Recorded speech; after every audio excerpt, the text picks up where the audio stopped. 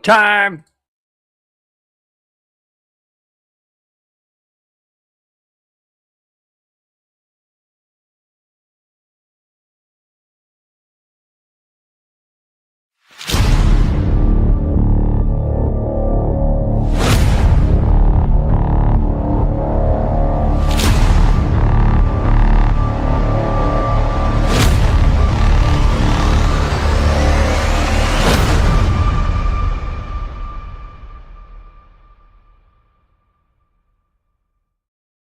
Hello, everyone, and welcome to Broncos Buzz on Friday. Spence, bring us into the show.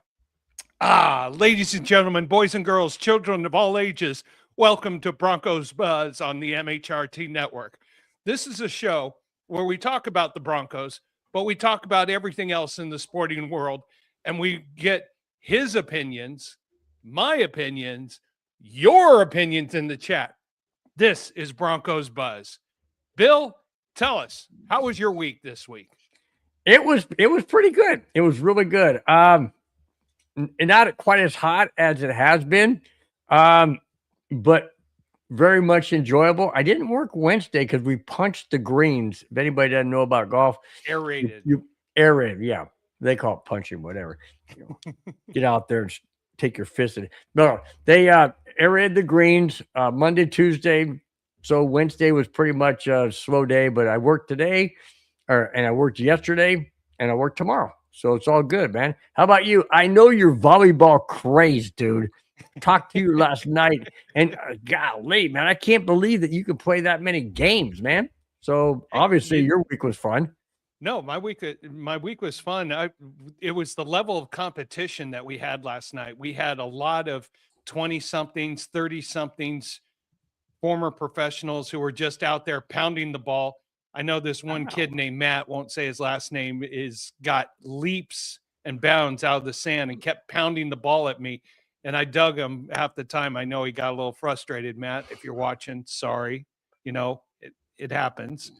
But I just love playing beach volleyball, love getting on there. The legs don't like me the next day where I have to recover. So thank you to the blue ice and getting a lot of walking in around the community here afterwards. Hey, I got a problem with something. What's under your name right there? Personal foul, beer shortage at Spencer's house. What's up with that? The replacement refs are calling bad penalties already. Hopefully it's not a replacement wife. No. I don't think that would go over well. No. That would go over well. Oh my gosh. Speaking of replacement refs, that's gonna be the second topic. I really hate to bring this first topic. Very, very sad. Mm-hmm. On many fronts. And I don't mean to start the show off as a downer. Oh, before I get into that, real quick, Spence, you and I have both agreed that next Friday being Good Friday, we are not doing the show. Yeah, this is what we like to do is to celebrate Good Friday with our family, with our friends, with our loved ones. And as much as I want to do the show, Bill and I have a rule: family first. So we'll miss you guys next week, but we'll definitely see you back here on the 10th for a new Broncos Buzz when we get ready to prepare for the draft. That will be about 2 weeks after that. Right. So just wanted to throw that out there. We mentioned it here up front. We're going to also mention it towards the end of the show. So you guys will be fully informed that we will not be doing the show on Good Friday. We want each and every one of you to enjoy your family, enjoy Easter, and whatever you do on that weekend. We don't want to take that away from you. So, not at all. That being said, very sad note. I'm wearing the Colorado Avalanche hat, not because of anything other than support for the entire NHL on their very, very sad loss, particularly the Minnesota Wild. and the Minnesota sports media. But my heart goes out to the entire family because of what happened. Here it is. And after we do this, after we get our comments and thoughts out here, we're going to take a 10-second moment of silence in memory. Here we go. Minnesota Twin Cities sports media and the Minnesota Wild media personality Jessie Pierce was tragically killed along with her 3 children in a house fire. Last Saturday, she and her children, along with their dog, was found after the blaze was suppressed. This happened while they were sleeping at 5:26 a.m. How sad. How I can't even fathom. The Wild released a statement saying, and I quote, "Our hearts ache for those involved in this tragedy. We ask for the community to come together and support one another during this difficult time. Our hockey world is hurting. Rest in peace, Jesse. Children Hudson, Caden, and Avery." End quote. Spence, any comments? Well, I mean, the husband unfortunately had just a few days earlier left town to go on a business trip, and the pain that he has to now live with is unconsolable. From according to several reports, it was just they don't know what started the fire, but it quickly spread and it quickly became, as several neighbors described it, a tornado of smoke that just filled the entire block, and it made things a little more difficult for the firemen to get to them. We'll know more later on, but it just, any loss of life like that is just tragic, and all the best for the husband who has to try to move on and try to be take that first step every day, move forward. I just can't imagine where you're going on a business trip and you come home and your whole family, your whole world, your whole life is just turned upside down. I can't even imagine. Spence, I know you're in agreement with me. Guys, we're going to hit our mute buttons. We're going to do a 10-second moment of silence for Jesse, Hudson, Caden, and Avery. We'll be back in 10 seconds.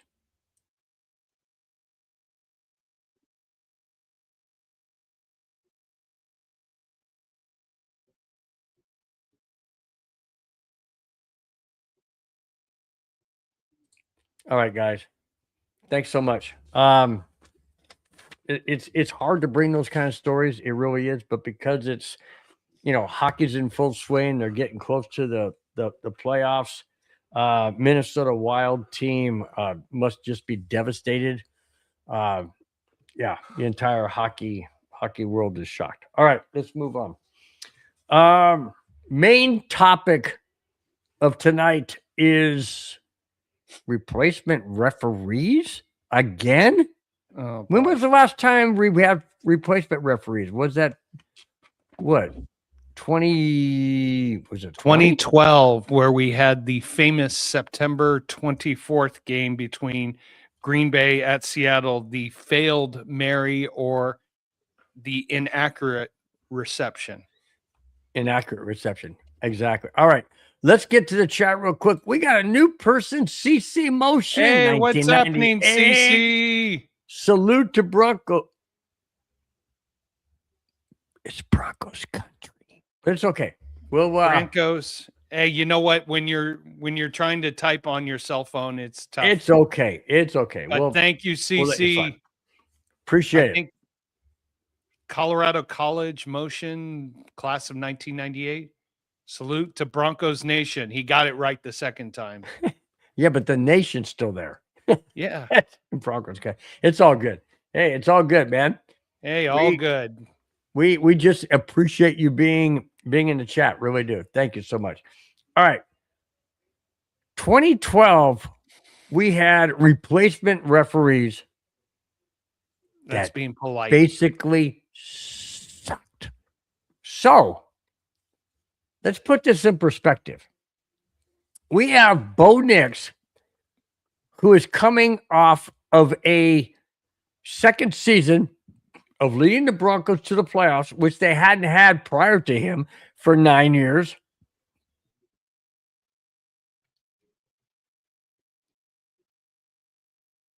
And Bill froze. Whoa. and home field advantage throughout. Let me check my thing here. Home field advantage throughout. So, with replacement referees, that could come into play because they're incompetent. That's why they're replacements. They're not legit. I'm not saying they're not good referees for high school. Pop Warner. Maybe, something else. But not pro. Not NFL. Maybe Arena League, because, the whole field's like about that big. How can you screw up there? But no, not in the NFL. Let's get to the topic. Spence, I want your thoughts. So, as well as those in the chat. Hang on. Here we go. Go ahead. No, you go ahead. The NFL refs have broken off labor talks amid an impasse. Okay, they're trying to fleece the NFL is what they're trying to do. Here we go. This comes from ESPN report. The NFL Referee Association's agreement expires May 31st. I know we say, okay, well, that's a couple months away. Well, guess what? What comes right before May? The draft. What comes right after May? OTAs. The NFL is in full swing by then. And their contract expires May 31st. Hang on. This has caused the NFL players to already begin the process of hiring replacements in case there's a holdout in 2026 season. Spence, can we afford to have Bo Nix and the Broncos in prime situation to capture possibly a fourth Super Bowl with replacement referees screwing it all up? Well, let's just say this. We're not at that point where we're talking replacement referees. Now, granted, this is a negotiation. This is a negotiation ploy. This is, okay, we're being bad actors right now in a contract discussion. Here is what some of the points that is being pushed on. The NFL is pushing for a system where officials' bonuses are tied to their performance. So some kind of performance-based pay. Well, it should be, because a lot of times they screw up. Right. Not based on their seniority of service. So it's met with resistance from the referees union. Of course it is. Why? Because they know they suck. Now, the other thing the league is seeking for is greater flexibility with the best performing officials to receive post-signing assignments and a practice squad of officials. The union is wary of these changes, fearing that they could reduce job security and remove the need for seniority. I see both sides. The NFL wants to have the flexibility and the accountability. The referees want to have stability. Somehow they'll come to a meeting point. So two of the bigger topics is the NFL is looking to extend probationary periods for the new officials from 3 to 4 years and to shorten the offseason or dead period for these officials. The union's really concerned that these changes could lead to a lack of in-season clinics and reduce the quality of officiating. So now with all those are the three major points. Now they're considering replacement referees if they cannot if a agreement cannot be reached before the start of the 2026 season. I'm going to tell you right now, I'm not concerned yet. So as David Yonkin says, don't push the panic button yet. The panic button's not even on the table. These are negotiating ploys, but the NFL is aware of the last time they used replacement officials and the disastrous results, especially that Monday Night Football debacle where Seattle was given the victory when it was an obvious interception. All right, so let me ask you this. If the referees are forthright and doing a great job, why would they push back at, well, we want to reward those who are doing a great job and not so much reward those who are not? Hey, if you're doing a great job, then you should be rewarded. But if you're not, see, I was in a union in the school district, and what I loved about the union is that they protect you, but they also protect those who don't do well. Well, and that's the problem. And here's what I see. So basically, what I'm trying to get across is, if these referees, are doing a great job, then they should be rewarded. But the ones who aren't, the union should not protect them. Just like I said that when I worked in the school, you don't protect the ones who aren't doing good. Or am I wrong? No, I think you're right. But you're taking the approach that the NFL wants to have. They want to make sure they have the best of the best, and anybody who they bring on who doesn't meet the grade, they want to be able to quickly disperse with them. Well, don't we think that as fans? Don't we want the think best? that as fans? But now put yourself in the referees players union. They want stability, security, knowing they're going to have a job the entire season and not be taken out for making a few mistakes. That you got to see both sides. I see both sides, but you got to remember, you got to do things for the best interest of the game itself. So if it comes down to it, both sides are going to have to give in a little bit here, a little bit there. I think they'll work it out, because memories of 2012 coming back again is not what NFL fans want. And I don't think sponsors will be paying top dollar for commercial slots on games that are being refereed by replacement refs. Okay, so you're saying that the NFL is going to give in to these quote subpar officials, even though they're not doing a great job. Look at some of the horrible calls they made last year. Oh my gosh, man. I mean, it was pathetic. And yet they're getting rewarded because they're going to get a contract. See, and I understand where you're coming from. You're saying, well, a replacement referee is going to be any better. Well, of course not. But if those replacement referees perform better, shouldn't they replace the referees that are already there? I mean, it's a complicated thing. You're more into the managerial, more into the both sides of it than I am. I see it from a perspective of being a fan. I want the best. That's why I love baseball right now. They got the ABS, the automatic or automated ball and strike zone. I like that. And that's what I love about being correct. And, as a fan, I want the best. And I know that these referees are the best, quote, the best, and replacements aren't. But you pay for what you get. I got faith that they'll find a middle ground. But right now, some of the union demands are a little ridiculous. But you got to remember this, Bill. If you put us in their position, you're the league office. You want to be able to control, have flexibility, be able to give bonuses to great referees, be able to oust out the bad referees. I'm looking at the referees and I'm like, my people need stability. They want to come to this job knowing that they're contractually going to have a job for the full year, no matter what happens to them. If they make a bad call here or there, they're not going to be kicked out for one bad call. I see both sides. There's a middle ground that comes in there. But as fans, I know what we want. We want the very best on the field, and the rotten ones, get rid of them. But you're dealing with a referees union who the union has to protect their owners, has to protect their referees.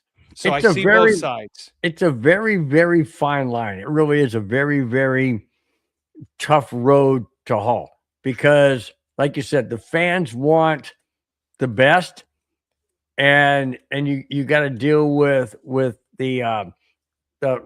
the unions, just like you got to deal with the players union. Now you got to deal with the referees union. So I know it's very, very tough situation, but man, I just don't want to see replacement referees. No, and I have faith that the NFL learned a very painful, financially painful, and valuable lesson of having replacement referees.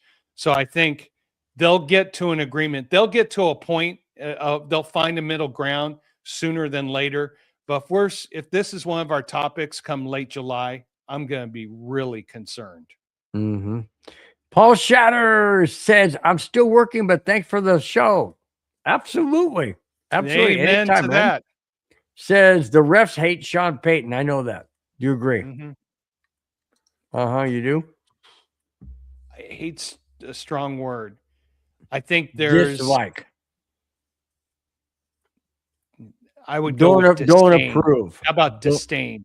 There you go. Now, speaking of the referees and how it could impact Bo Nix, how about this segue into the topic? Here we go.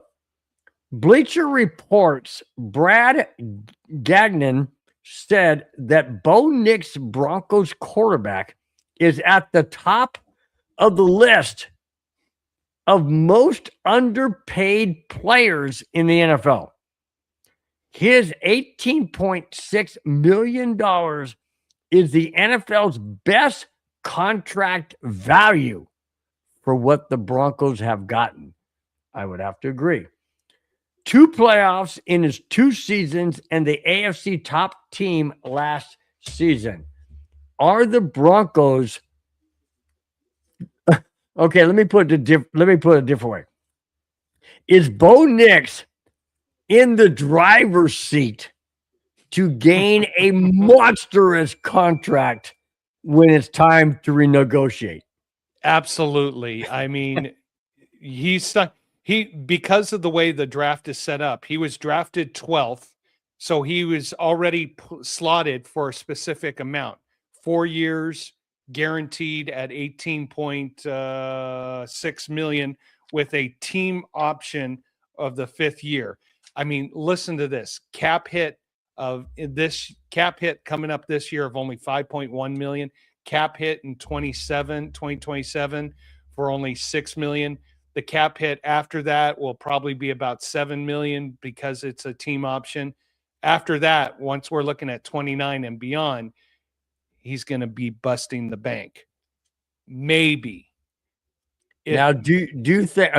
I mean, I'm being facetious. Okay, I'm not being honest. I'm being facetious, which means I'm kind of tongue in cheek.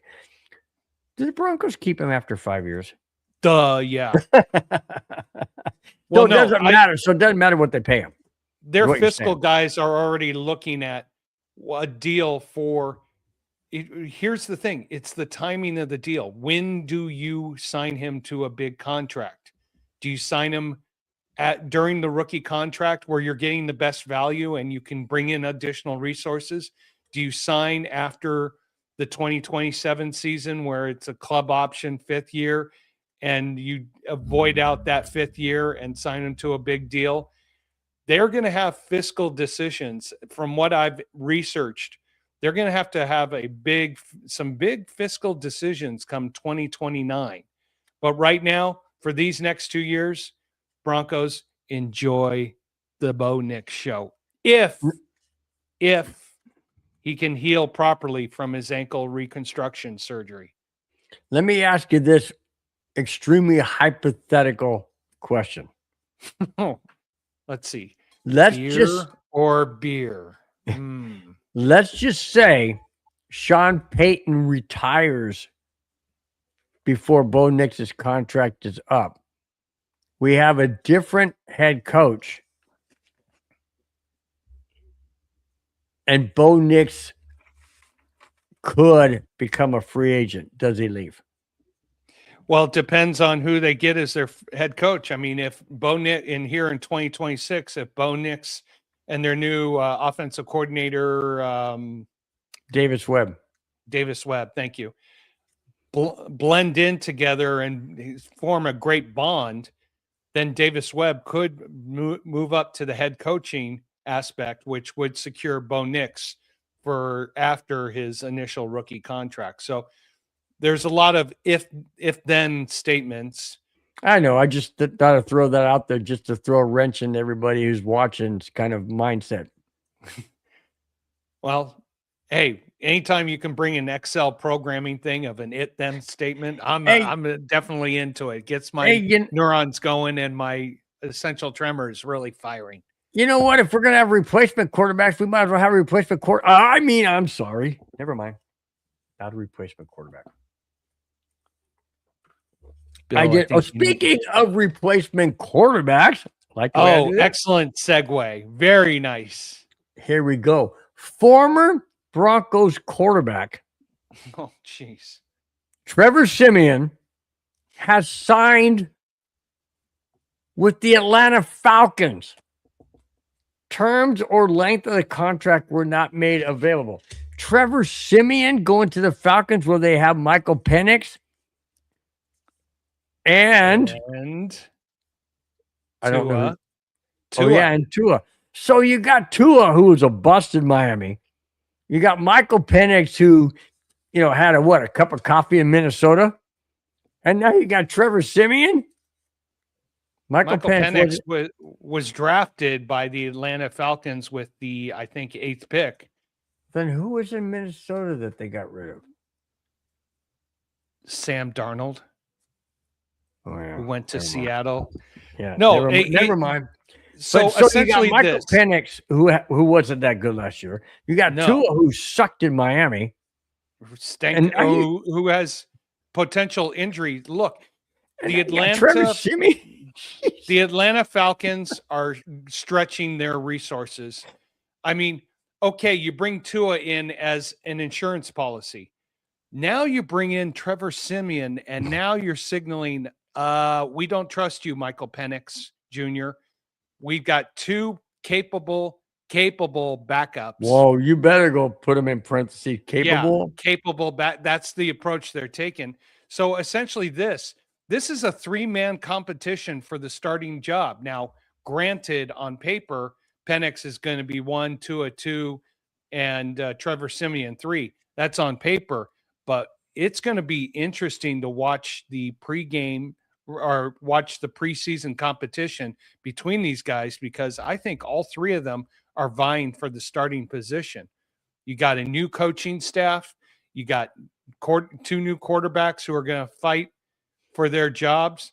It is very interesting what's going on in Atlanta.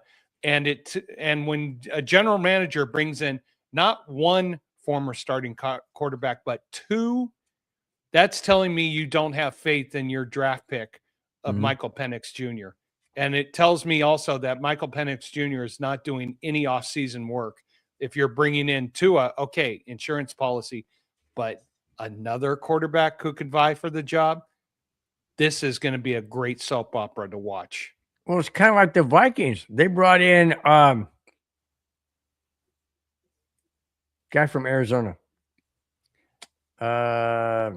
Come on, Bill, think. Oh my God. Guy from Arizona. Can't think of his name. Anyways, they brought that quarterback in, and that means they don't have faith in JJ McCarthy. But the most ridiculous thing that the Vikings ever did was get rid of Sam Darnold. That was so stupid. Well, Sam Darnold didn't feel welcome after you drafted someone who they said was going to be their franchise quarterback. Well, yeah, but you didn't expect him to start right away, did you? I didn't. In the NFL, anything's possible. Well, that's true. Especially when you get Tyler Murray onto your team. Kyler Murray, not Tyler, Kyler Murray. Yeah, I David agree. Young said two is one hit away from a wheelchair. Yeah, no, I honestly, he had. I did the medical research. You have two traumas to the head. Oh, I'm sorry, Tyler Murray. Tyler Murray is one in Minnesota. Kyler Murray. Yeah, Kyler Murray. You have two traumas to the head, not necessarily concussions, traumas to the head within a 30-day period. That's permanent brain damage. It has been documented all over the place. That's what my wife says I have. Well, my wife thinks I have it too. That's why I drink beer, because that's our medicine. It reduces the swelling in the head. Well, if you have it in the right container. So, guys, I hope you enjoy the show like we do. We really do have a Chewy, what's happening? What is up? Chewy, stay for the entire show because we've got a very interesting topic. Towards the very end. Yes, we do. You definitely have to stick around. Definitely have to stick around because we don't believe it. I know you will, but we certainly don't. Anyways, on the heels of the Trevor Siemian going to Atlanta, how about this shot across the NFL bow by a former Denver Bronco quarterback? Another former Denver Bronco quarterback. Trevor Siemian was. And now this one. Come on. Really? This one's hard. This one's hard for me to even swallow. Here we go. It's laughable. And shut up, Madungus, if you're watching. I didn't mean it that way. Joe Flacco has called teams that didn't sign him this past offseason as dumb and stupid. Huh? Let me continue. Flacco has since re-signed with the Bengals, but his feelings about other teams was expressed. Flacco, said, and I quote, "I feel I have unfinished business." Yeah, you do have unfinished business. It's called sucking even more. Anyways, continue. I'm sorry. Let me go back. He said, and I quote, "I feel I have unfinished business. I think teams are dumb and stupid for not having me be their guy." End quote. Their guy as a starting quarterback? Really? And you think you're still that good? Hey, Joe, you had one good year. You played in Denver. You didn't do all that well. I was at the game in Carson against the Chargers when you played against them and you didn't do well. Guess who did do well? The whole other team, the whole Broncos team, but not you. And you're saying that you're calling 31 other teams because you went back to the Bengals where they basically signed you for pennies on the dollar because you have unfinished business? Seriously. And you think that 31 other teams should have called and signed you to be their guy? Oh, yeah. Maybe their guy to be a water boy. Or maybe, I don't know. Yeah. Nothing else. Give me another 41-year-old. Yes, he did win a Super Bowl. We'll give him that credit. But name another 41-year-old you want to take over your franchise right now. No one. I mean, got somebody who's older than that wants to take over. I know. I'm giving you a segue. Come on. I'm giving you the perfect set. I know. I love it. But this just shows how arrogant, cocky, and entitled Joe Flacco is. He got re-signed after saying that. He got re-signed in Cincinnati to be a backup. Not to be the starter, not to be the franchise quarterback, to be a backup, that the guy. league minimum. Yeah. All right, Joe, just say thank you that you're still that you have a contract. Say thank you. 31 Thank other you so general much. managers made a very wise decision not to offer you a contract. Super wise decision. The only team that would offer you a contract would probably be the Pittsburgh Steelers, because you wouldn't be the oldest quarterback on the team. I know. I mean, what a joke. I mean, yes, on a Thursday night, he came in and went to Baltimore and beat Baltimore. Now, granted, Baltimore had 5 turnovers, but yes, you won a few games with Cincinnati. But to lead a team to the playoffs at 41 with your history, I'm not risking my general manager job to sign you. All right, let me ask you this question. I understand that these guys, Joe Montana, maybe not so much. Maybe they realize, but John Elway for sure, Tom Brady for sure, Peyton Manning to a certain degree, Joe Flacco, not putting Joe Flacco in those guys' category, but I'm talking about having that blood of playing organized football for their 99 or 95% of their life. It's in their blood. It's in their drive. It's in their passion. It's in what they love to do. Do you fault, taking away the fact that he made a ridiculous comment saying the other teams are dumb and stupid? Can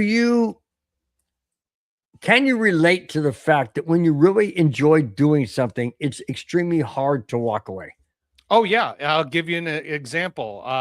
Even into my 40s and early 50s, I was playing high-level beach volleyball tournaments, sometimes 2-day volleyball tournaments, and I had to kind of walk away from those beach volleyball tournaments because I couldn't come back and play that second day. Also, there's a guy named Cooper Robinson who's playing over in Japan. He might be watching right now. Coop, what's happening?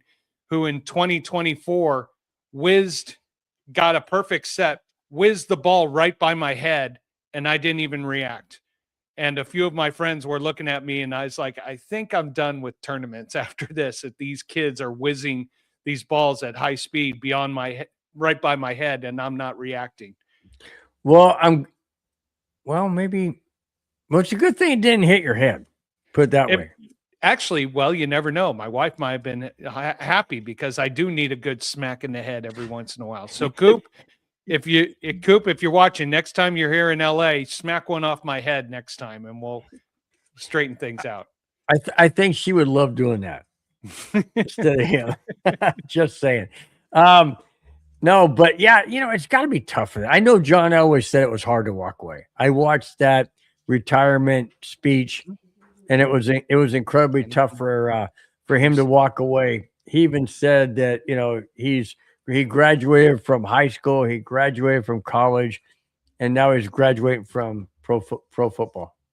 So yeah, it was extremely tough for John Elway to walk away.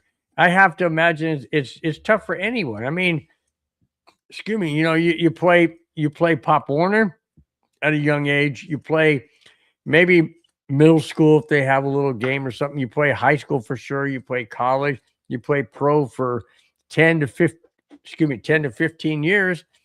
Yeah, it's got to be hard to walk away. Very hard. Speaking of hard to walk away.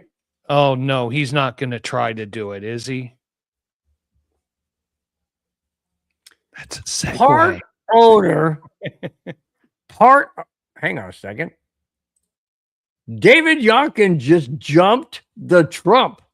Brady's an absolute joke if he thinks he can come back. There you go. There's a better segue. Did you give him our notes?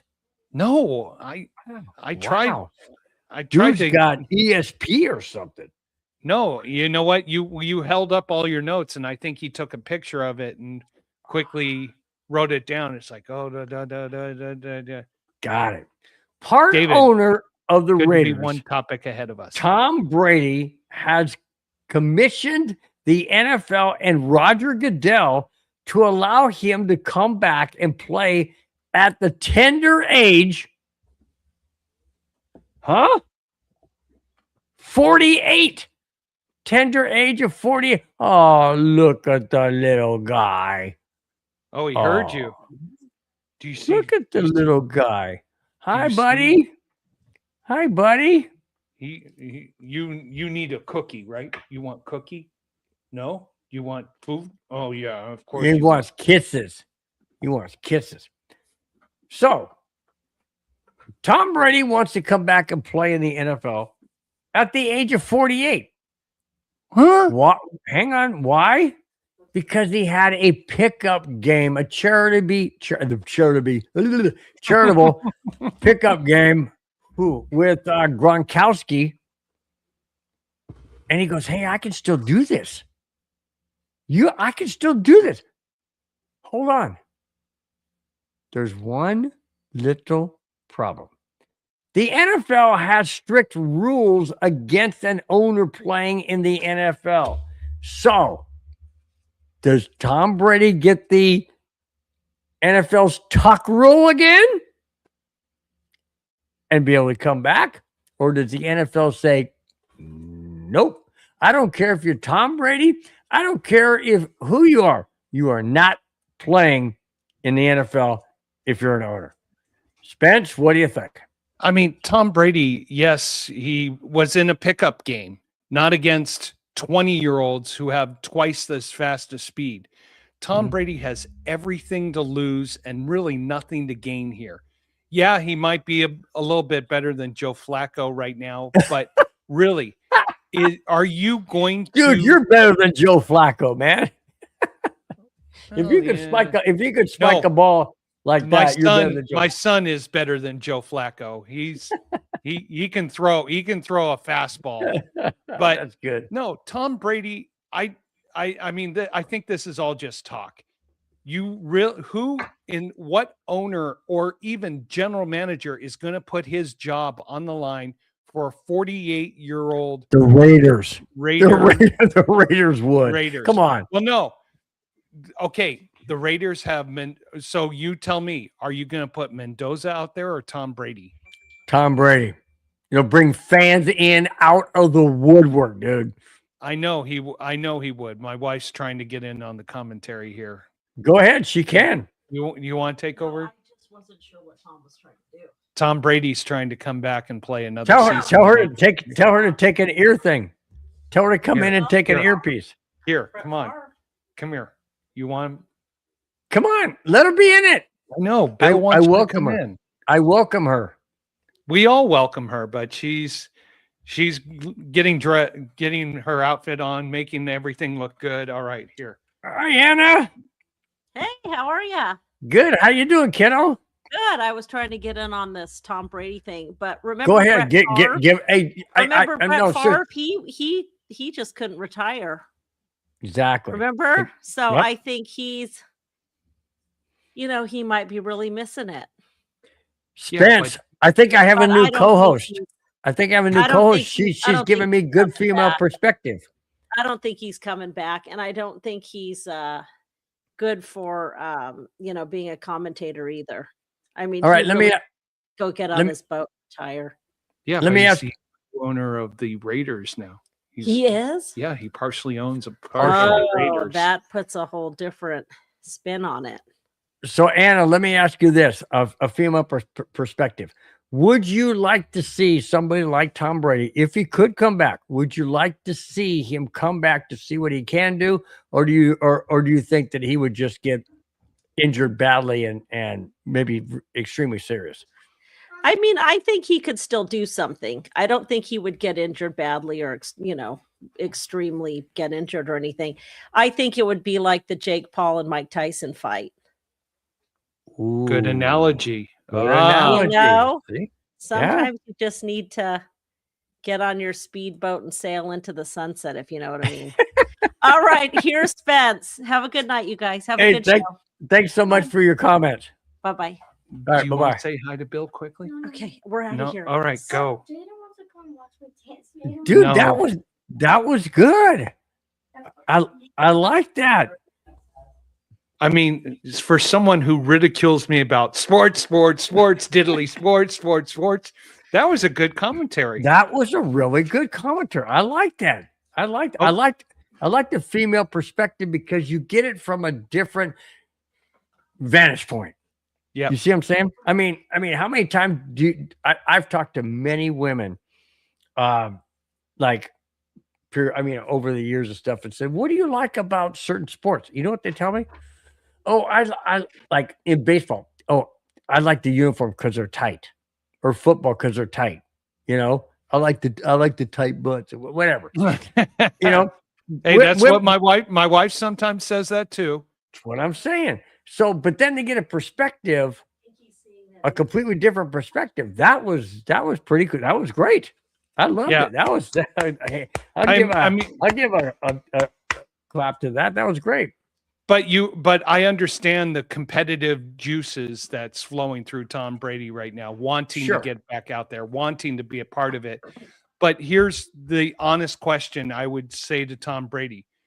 What do you gain to your legacy by coming back at this age? Nothing. What can you gain? Nothing. Nothing. You have the most Super Bowls as a quarterback ever.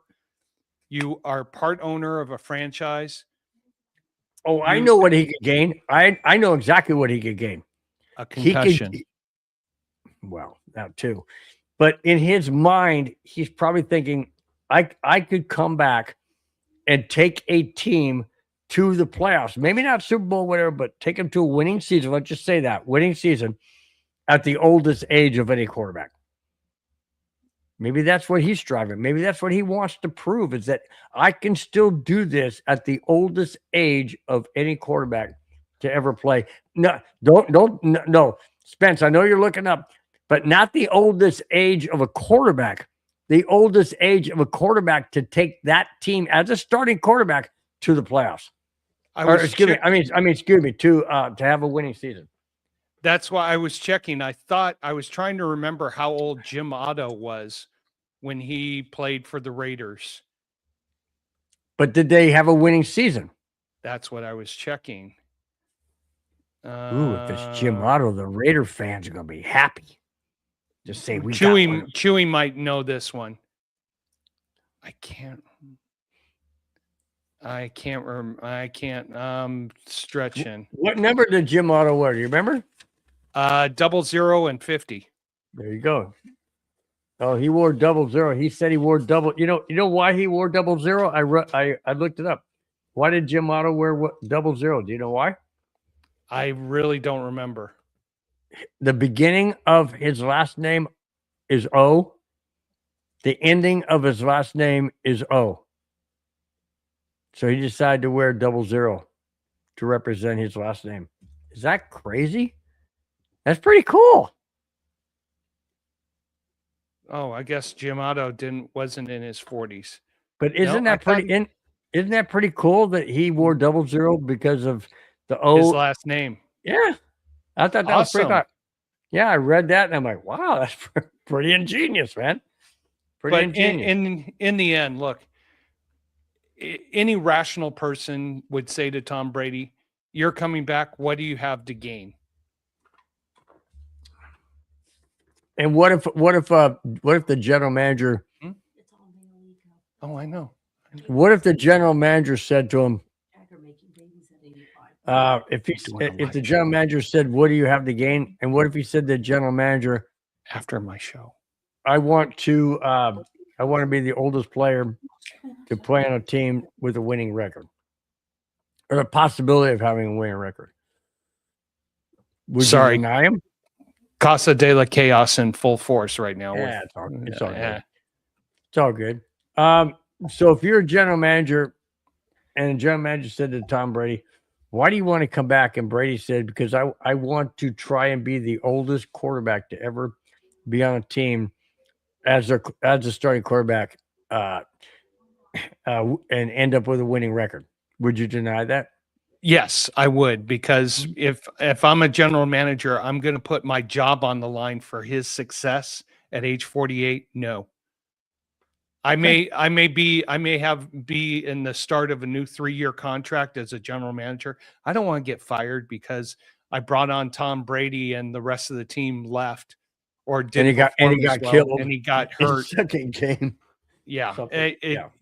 the risk reward factor, there's super high risk, barely any reward. Okay.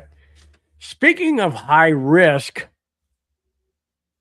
and zero reward, takes us into this week's jackass Yes. of the week. Here we go. I wish they would come for him. You suck, you jackass. Uh-oh, how come it didn't play? You suck, you jackass. He deserves two of those. Yeah, I know, but we'll do that on the end, coming out.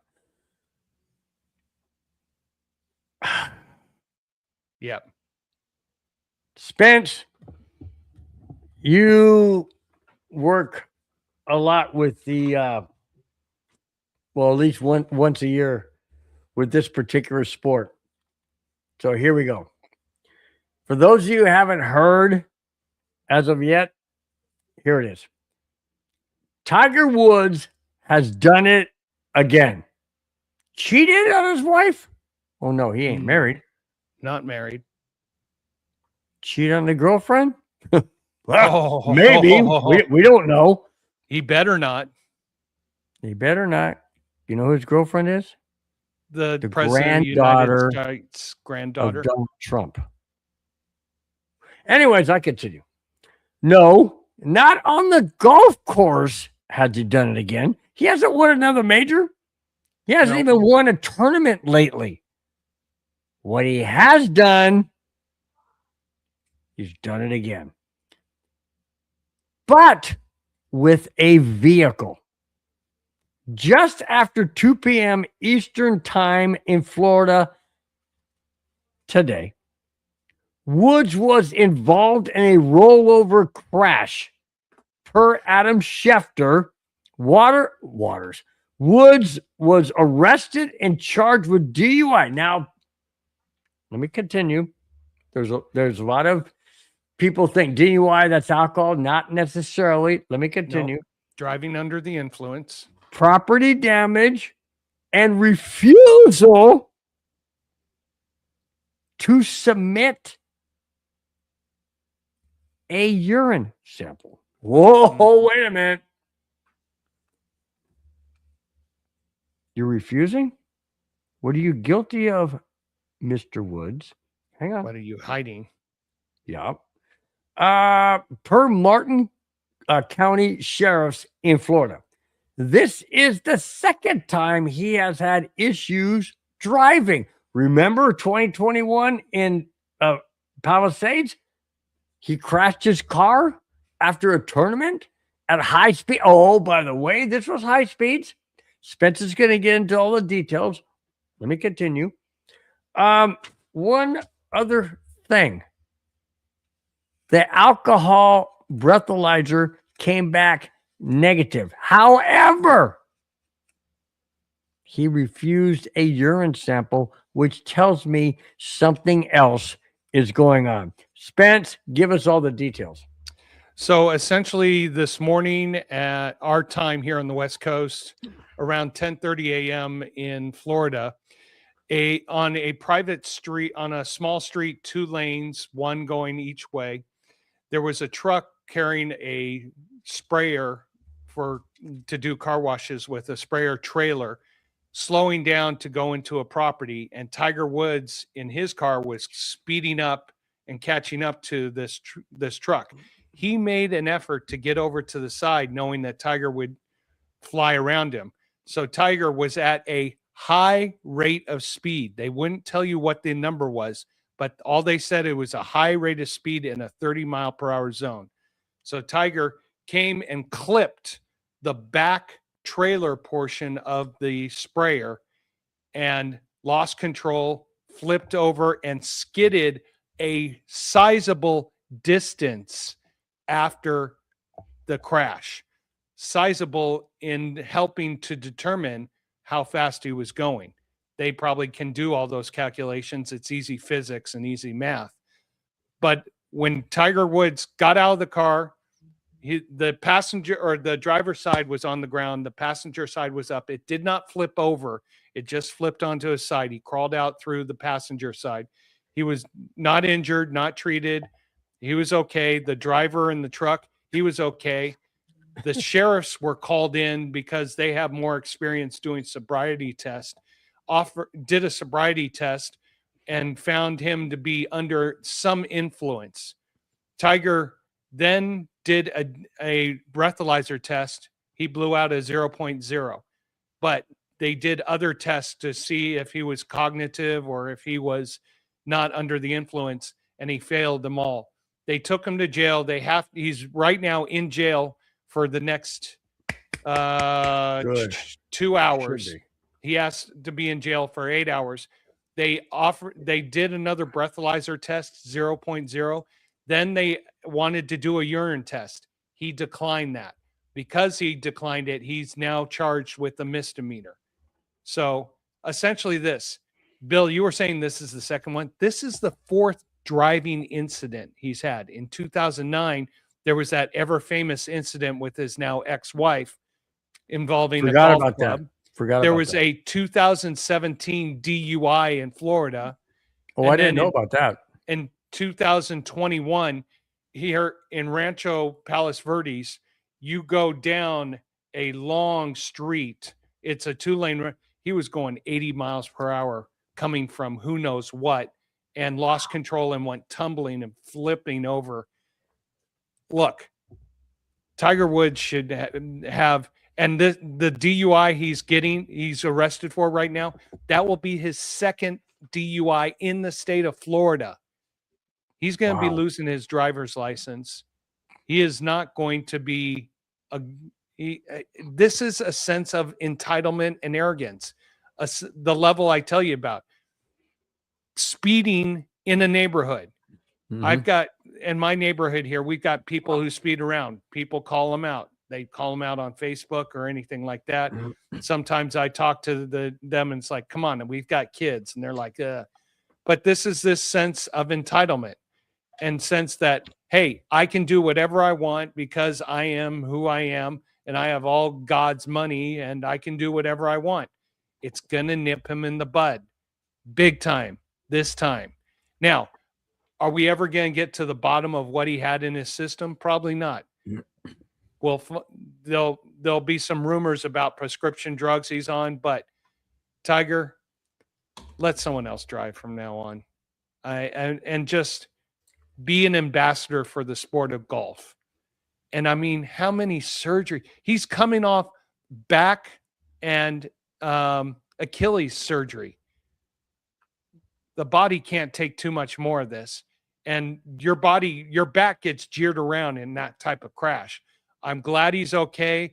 I'm glad no one else was hurt. I'm glad no people, other cars were involved in the accident. He's just got property damage that he inflicted on a few properties. So, jackass of the week, king of it. Yeah. So let me ask you this. My nephew, Bobby brought up, I don't agree with this, but he says, do you think that maybe he's acting recklessly because there's suicidal tendencies? No, I don't think he's suicidal at all. I just think he has a possible, now I'm only speculating, possible substance abuse problem, whether it's pain medications or anything to help deal with. Does pain medication cause you to be under the influence to the point of like alcohol would? Yes. Really? If you take too many of them. Okay. Yeah. All right. So, and who knows? He might have just, supposedly he was involved in a charity event before this, or he was over at his girlfriend's house. Yep. Who knows if he took some medication before the event, after the event, how many more pills he took. I know what you're saying. You're saying like some of the medication says, if you take this, it impairs your driving. Don't operate a motor vehicle. Got it. Like not Motrin, but I have some arthritis medication that I take, and it It's tell me called to take beer. Oh yeah, I forgot. Thank you. No, but they say that there's certain things on there that says don't operate mode. Okay, got it. Yeah. It's funny. It's funny. We read that, but it doesn't. For me, right now, it just didn't generate that. Maybe that's what was going on. But he should know that. Don't you think he should know that? Yeah, he should. But you want to know something? When you get to this level of Tiger Woods, you think even though all these accidents, everything, I was just going to say he's invincible. had multiple accidents. Don't you think at one point in time you're like, wait a minute, I've done this 2 or 3 times. This is probably not a good idea.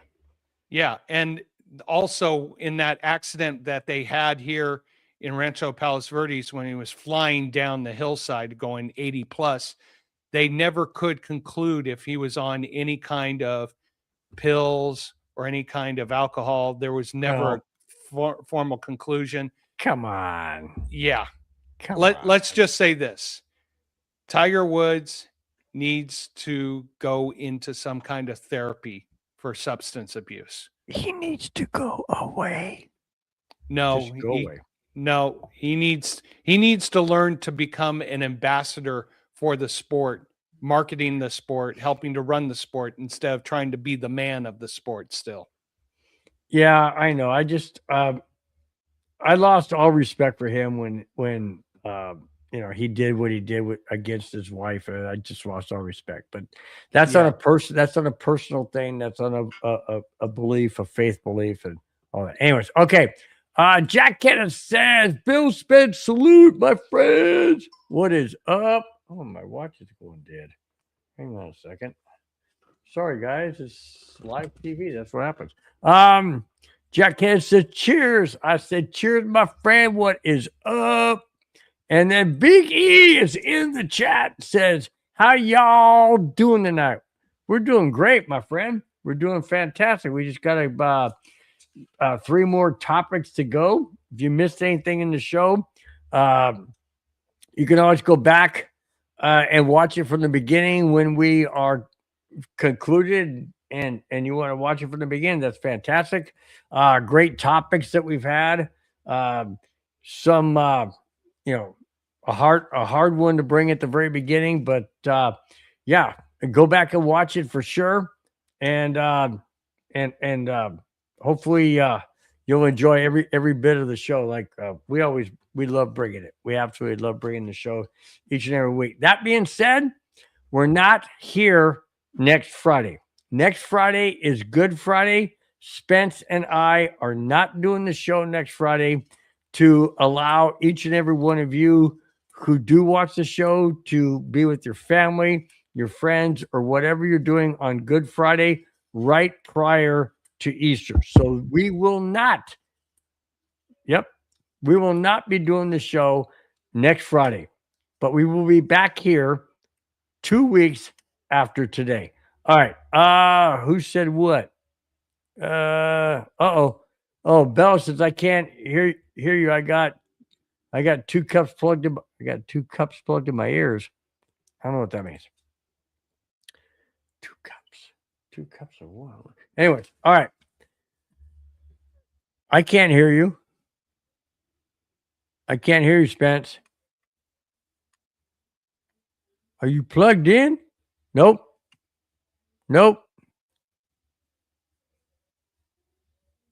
Oh, Patrick Waz said that. I can't hear you, Spence. What happened, dude? Where'd you go? He bailed out is where he went. So I don't want to do the next topic until he comes on. So anyways, just hope each and every one of you has a wonderful, fantastic weekend coming up.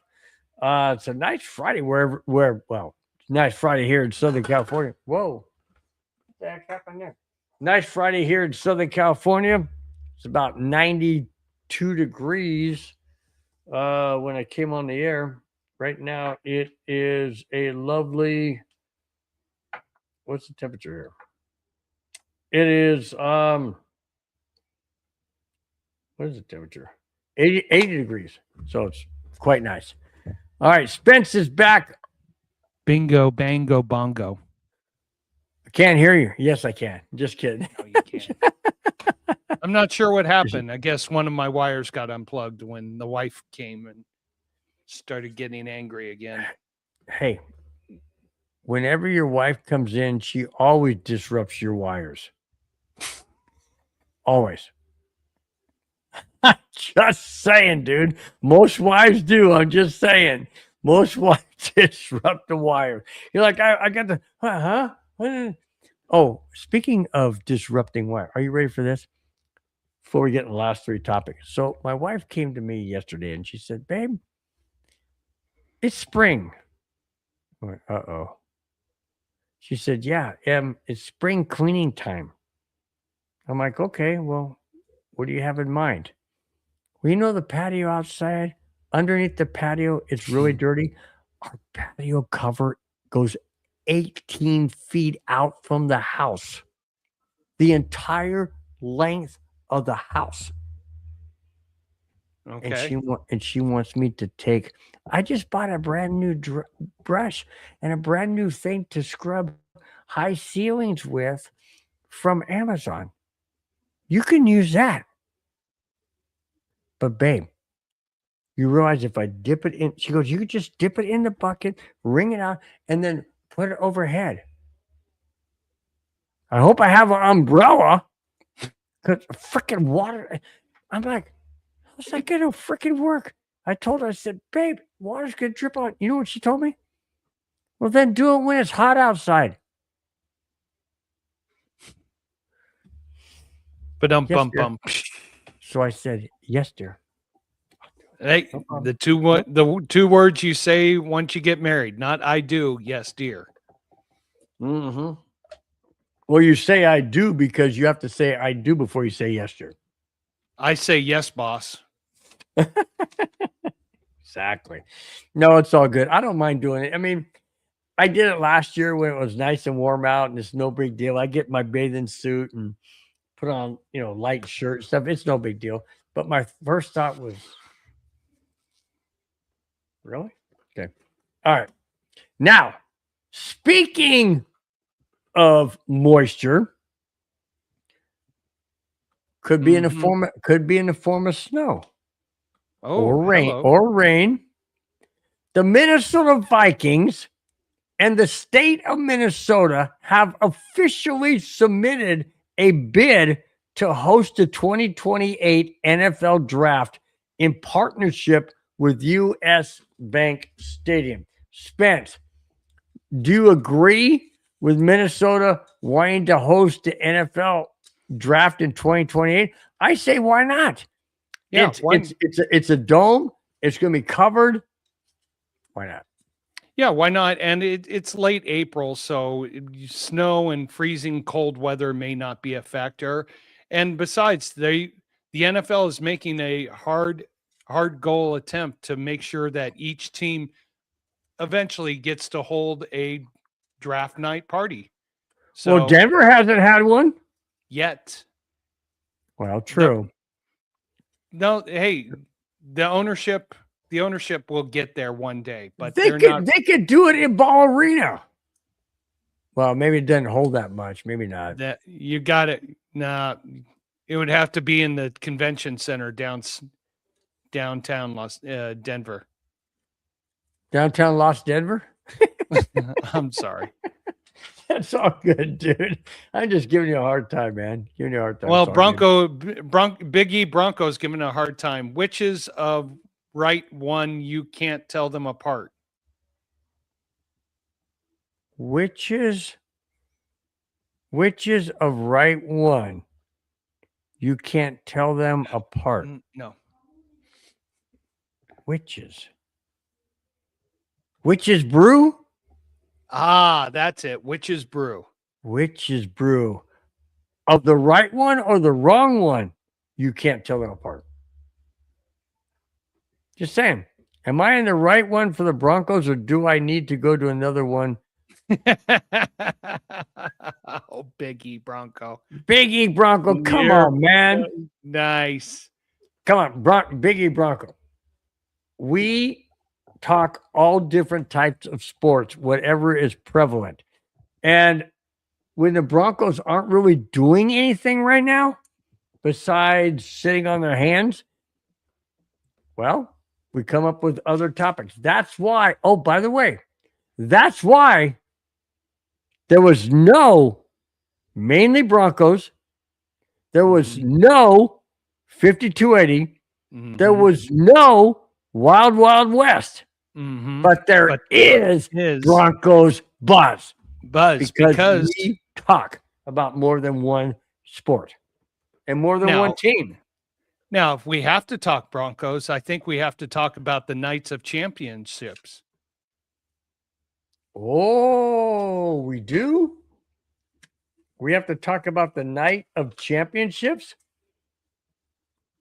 Okie dokie. So here it is. Up. Hang on. Biggie wants to clarify. You're not understanding me. I guess I'm not saying right. Am I in the right group for the Bronco people? Or is this the Raiders? Or is this the Chargers? Or what? Or do I need to go to the one above it? You're in the right group. And we have not talked Chargers at all. And we will talk Raiders, though. The last topic is going to involve the Raiders. And yes, I do. I have it on here. It's 73-69 with 2 minutes, 25 seconds left. And the Duke guy just went up for a layup and got stuffed. So, yeah, Big E Bronco got it on. Biggie Bronson, have you guys already talked about Marvin Mims saying he thinks he's getting traded? No, because I did not see that prior to the show. Did you, Spence? I saw it, but it's coming from Marvin Mims' camp right now. He's not going to get traded. He's not getting traded. Now, unless someone wants to give us a first-round draft pick and ridiculous other options, anybody is tradable. But well, Mims look at Max Crosby. They're still talking about trading him. Yeah. Still talking about it. All right. Now, because of popular demand for Broncos topic, which we had earlier, but we'll do it again. Not this topic, but other one. Here we go. Omaha Productions, owned by Peyton Manning, announced that at 8 p.m. Hey, guys, seriously. Omaha. That's what I said. No, you got to say it right. Omaha. Omaha. This is for anybody in the greater Colorado area that wants to be a participant in this particular celebration. It's going to be open to the public. It will happen. Here it is. Owned by Omaha Productions, owned by Peyton Manning, announced that at 8 p.m. April 22nd at Denver's Paramount Theater. Do you know where that is, Spence? Vaguely. I honestly don't remember. Okay. There will be a Night of Champions celebration of the 10th anniversary of the Broncos Super Bowl win on February 7th, 2016. It will be open to the public. Yes. They will discuss that epic season hosted by Tracy Wolfson, as well as taking questions and comments regarding those players that participated in that particular or were in that particular season. It's going to have Hall of Fame people there. I mean, really, it's going to have Peyton Manning Hall of Fame. It's going to have maybe not Hall of Fame as well, but it's going to have who else was there? I can't think of the player. Oh, Von Miller's going to be there. Von Miller. That's it's Derek Wolfe.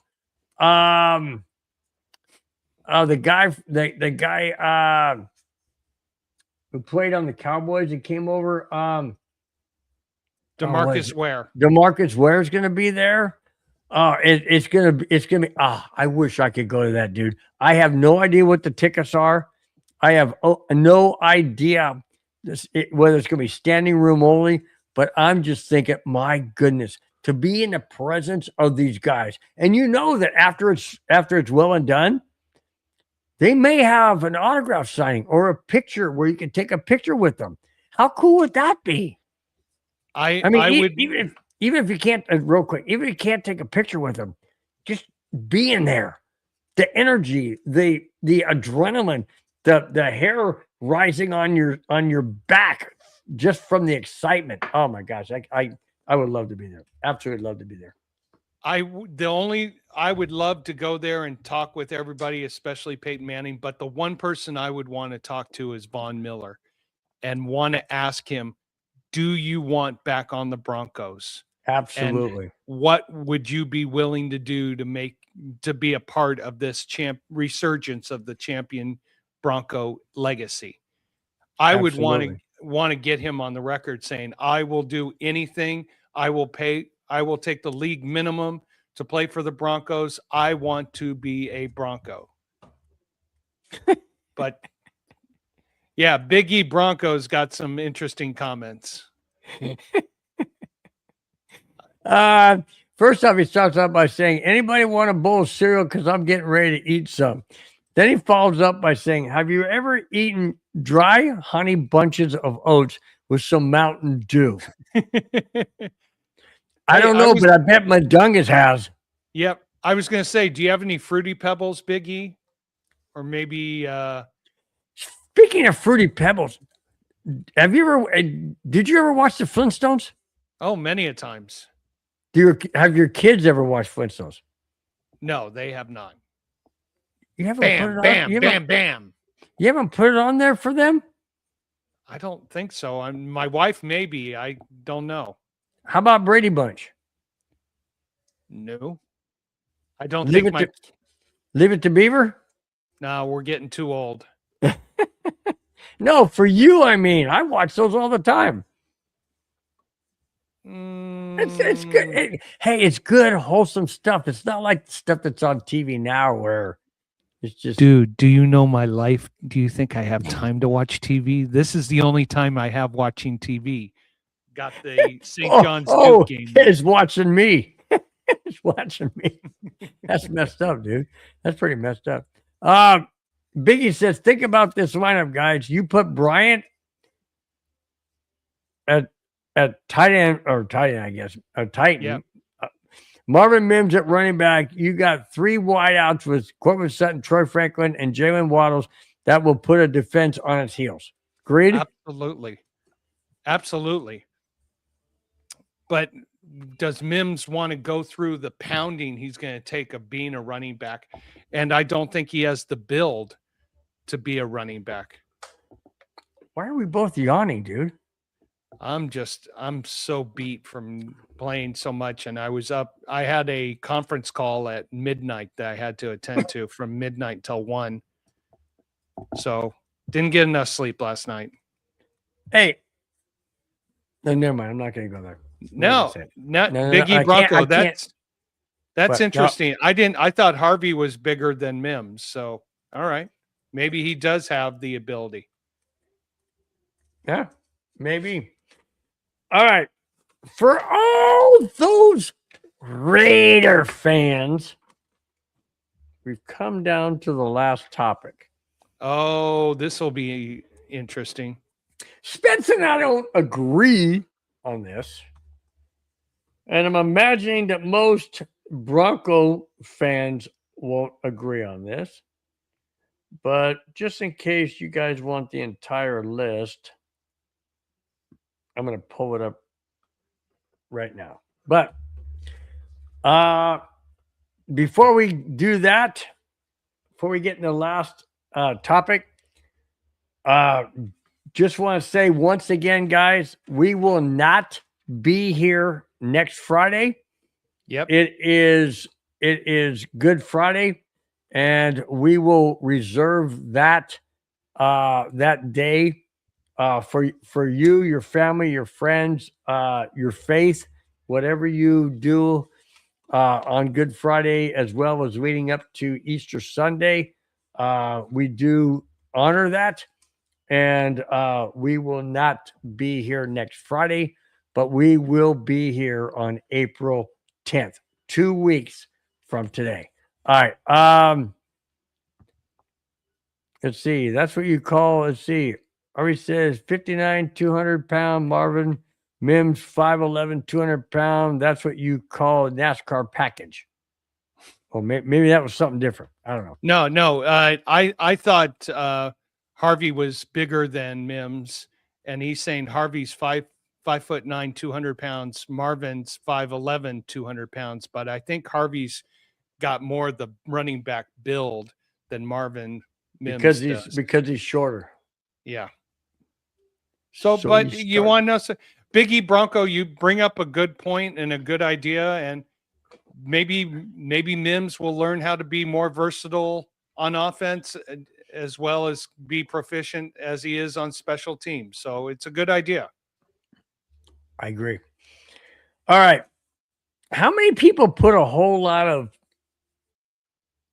faith, trust, honesty? We do that in our show. I ain't talking about our show because we're all of that. But how much of you out there put that same type of thought into Yahoo Sports? Just asking. Why am I just asking? Wait till you hear this. Power rankings per Yahoo Sports as they assess the offseason acquisitions and upcoming draft. Here are the rankings for the AFC West per Yahoo Sports. You guys ain't gonna believe this. I'm gonna start from the bottom up. All right. Here we go. Number 26 out of 32. LA Chargers. What? Number 20 out of 32. Kansas City Chiefs. I see it. Number 4 out of the top 10.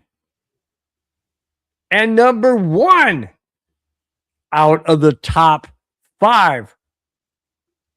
Only 2 teams left, Spence. Who do you think it is? Who's number 4? Who's number 1? Broncos have to be number 1, and the Raiders, I don't know how they're number 4, but that's what I would assume if that's what the numbers are.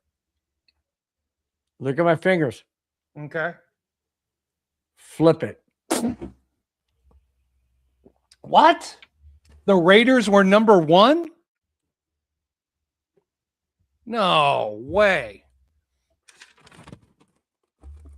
Yahoo Sports has the Raiders ranked number 1 in power ranking because of keeping Max Crosby and getting additions to the defense, as well as the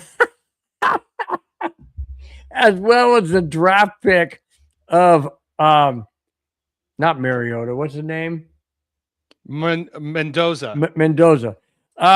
Rick Miller, you said a mouthful. BS. Abbreviated, of course. Yeah, absolutely 100%. 100% BS. But that's what Yahoo Sports is saying. Broncos number 4, do you agree with that? Well, if the Raiders are number 1, no. Okay, well, let me give you the list of the top. Let me give you the list of the top 10. All right.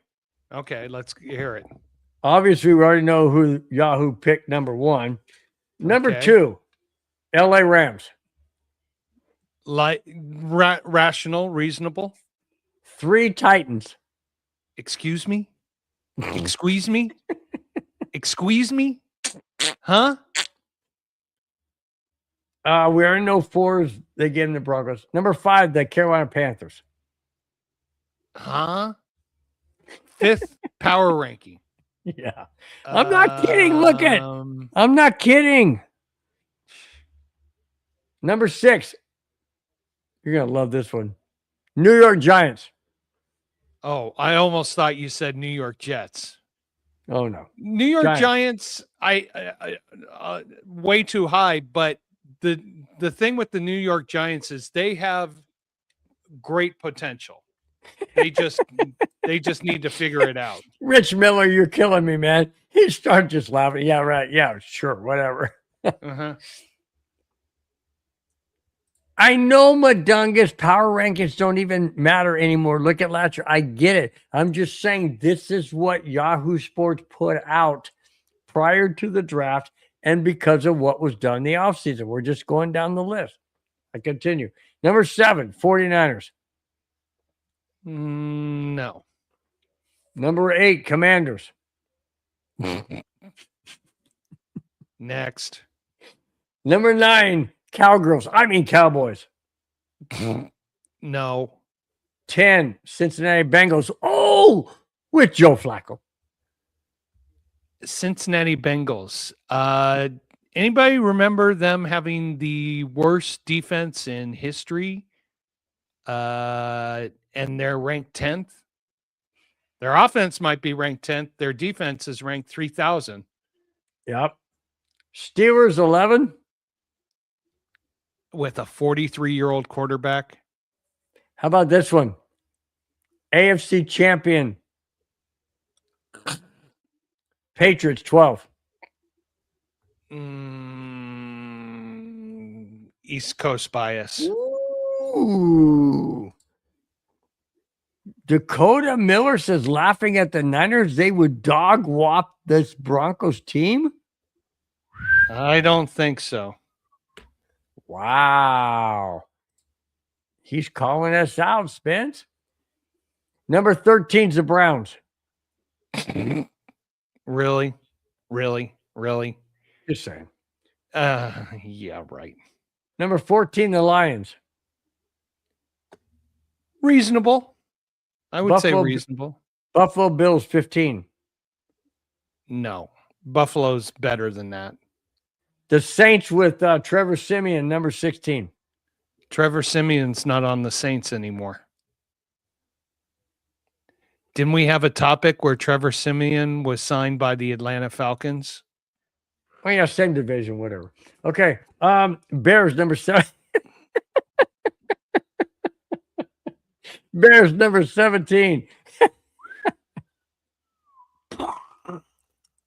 I know, I just crashed a bird, whatever. Listen to this one. The Super Bowl champion Seahawks, 18?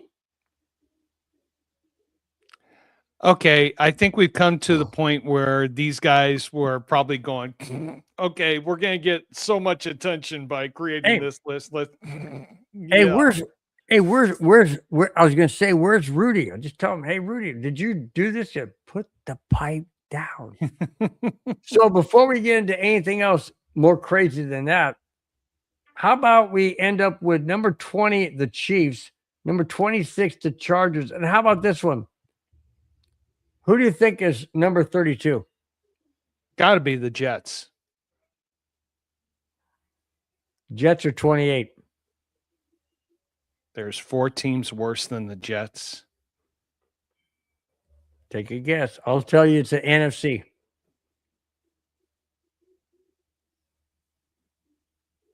Atlanta Falcons. West of the Mississippi. Arizona Cardinals. Northern. Rams,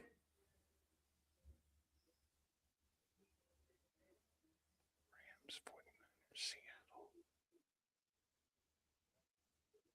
Want me to show you? Tell me.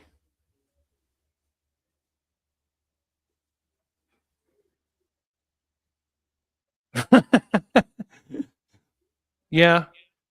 You almost got it when you said the Falcons. It was 31. But no, Minnesota Vikings 32. And I have to say that's because of J.J. McCarthy. Don't you agree? I think there's a lot of dissension going on in Minnesota right now. So they have no direction with what they're on. But in the end, this is a power ranking right after free agency. So who did best with free agent? It should be which team did the best in free agency? The Raiders, they made some big signings. Yeah, that's probably why they gave them a power ranking of 1. The Chargers not doing much. Okay, if that's what we're basing this on.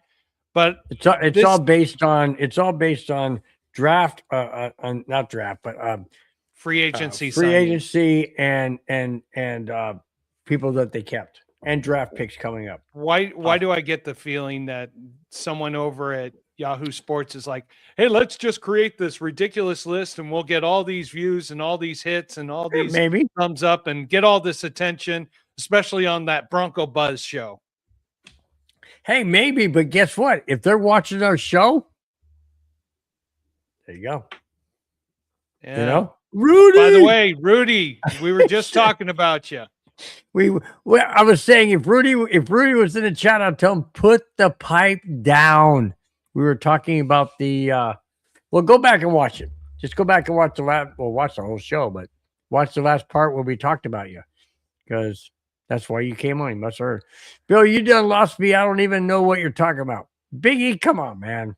Seriously, you don't even know what I'm talking. I think that's us reaching the 1 hour and 30-minute mark. I guess so. Okay, guys, ladies and gentlemen, football fans everywhere, this is a wrap. We are done for this Friday night. Spence, before we close it out, go ahead and run down all those people in the chat that have participated. Thank you so much, each and every one of you, for being here every Friday, supporting us, hitting the thumbs up button, the like button, the subscribe button. We could not do it without you guys. Spence, read it down, please. Hey, amen. We'll start with CC Motion, 1998. Salute to the Broncos. Thank you very much for being part of the show. My nephew, Dylan, who kept texting, wanting me to say it. So, Dylan, I'll say it. Floppy Seal. I still don't know what Floppy seal. Floppy Seal. Paul Schaefer, Shader. Paul Shader, thank you so much. You think the refs hate Sean Payton? A little strong, but I don't think there's much of a light there. Ballo, 415. Thank you so much for being part of the show. He's a Joe Sakic fan. Chewy, thank you for popping in. Appreciate you. The Raiders are #1 power ranking in free agency. Okay, I'll give you that one because they spent a ton of money. So, Jack Kenna, good to see you part of the show tonight. Thank you so much. Hope you're doing well. Big E Bronco, thank you for your post and all your comments. I know you went in so many directions. I still love my Cinnamon Toast Crunch, my Raisin Bran, and my Fruity Pebbles. Don't put down the pipe. Pass it around. All right, here we go.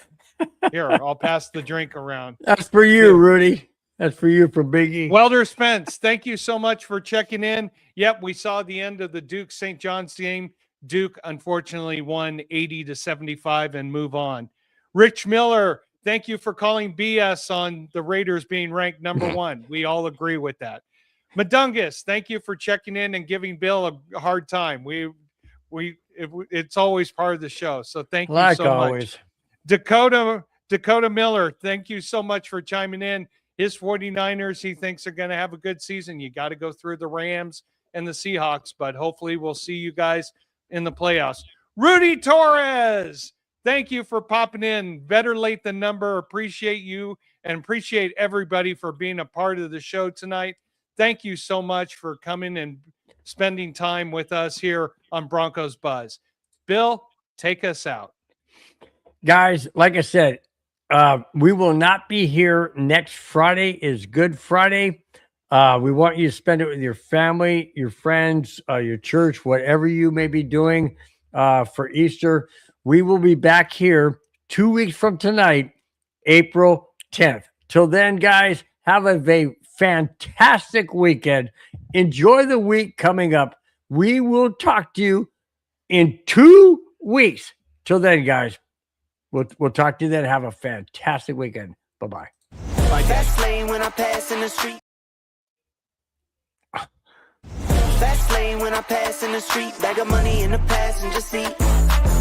Tempo's been asking for me on the road from the west to the east. Way up, I might never come down, cause the coast's racking up the flight miles.